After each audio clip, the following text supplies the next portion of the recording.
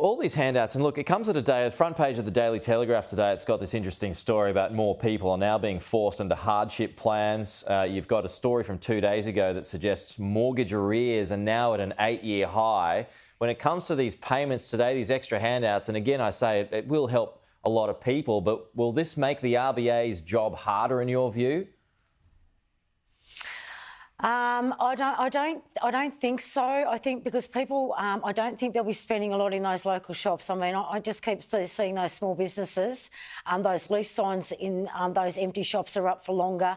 People are shutting businesses. People are not actually spending in that way. I think that they're trying to do the right thing and do what they can, whether that's on their bills. And I seriously do think that they're doing that. You know, the good thing is with the state government of Tasmania, our $300 that we're getting, or the discount that we're getting through the state, that will come straight off our electricity bill. We won't actually get that in our hand.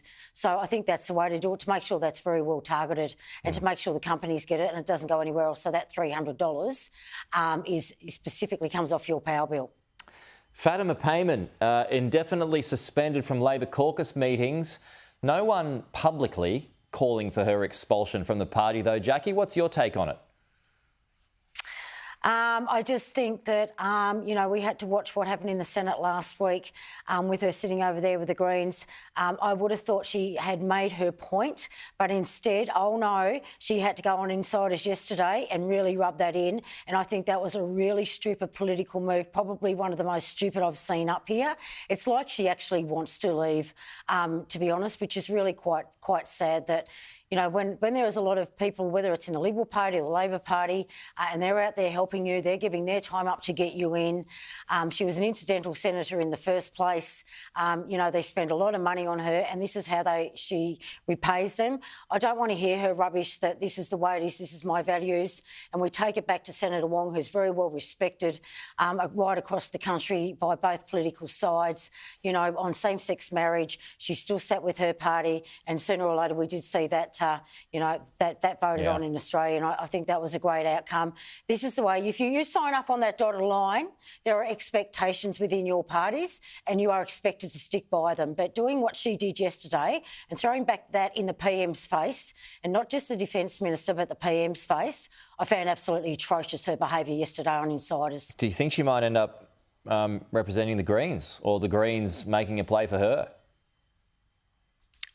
Mate, who only knows? It's just, if she wants to sit with the Greens, be my guest, please do so. But seriously, you know, I think she has a lot of thinking to do, and she better think about that very quickly on what she's going to do, because we just never know what's going to happen in politics, mate. You just don't. Yeah, you know, if you have too many of those crossbenchers, what do you call the swine? Oh, they call it. Isn't that what Paul Keating called us? Oh, the swill, the swine. You know, you might just go, that's it. We'll call a double D and we'll flush us out. So, you know, people just want to really think about what they're doing out there. I think when you get a position like this where you should be out there and you should be working for the country and what's best for it, but this is not what she's doing is not best for the country. Well, just on that pro-Palestinian cause, you've got the incident on the weekend where war memorials in Canberra were defaced with there they are, pro-Palestinian graffiti. That's the third time since March that sites in that area have been vandalised. So what do you make of that? Yeah, it's not just those sites. There's other cenotaphs that have been tacked around the country as well.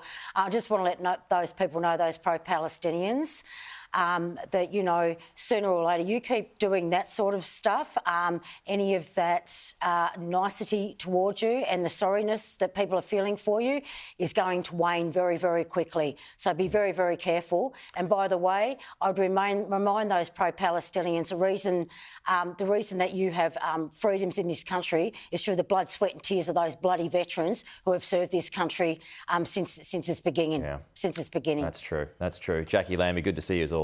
Talk to you soon.